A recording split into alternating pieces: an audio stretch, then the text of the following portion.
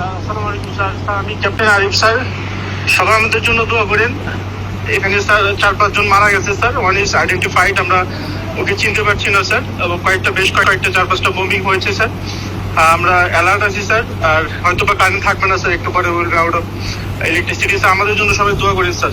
আল্লাহ ভরসা স্যার। আসসালামু আলাইকুম স্যার। আমাদের অবস্থা খুবই খারাপ। এখানে ড্রোন অ্যাটাক হয়েছে, আমাদের 6 জন জায়গা মারা গেছে।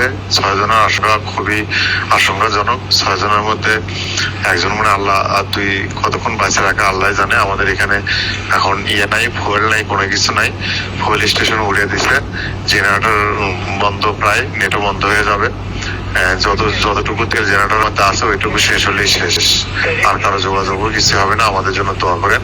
আমি আছি ভালো। কি বলবো এখন, বাকিটুকু আল্লাহর ইচ্ছা স্যার।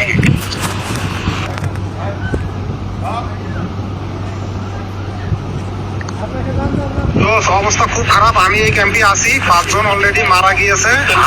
আমি এই ক্যাম্পে আছি, অবস্থা খুব খারাপ। এই ক্যাম্পে এখন নেটও থাকবে না। কি যে অবস্থা হবে, আমরা বেঁচে থাকতে পারবো কিনা জানি না। ওরা যুদ্ধ বিমান দিয়ে আমাদের আমরা নিরাপদ দূরত্বে আছি স্যার, একটা গাছের নিচে আছি স্যার। ঠিক আছে, চারপাশে খেয়াল রাখো।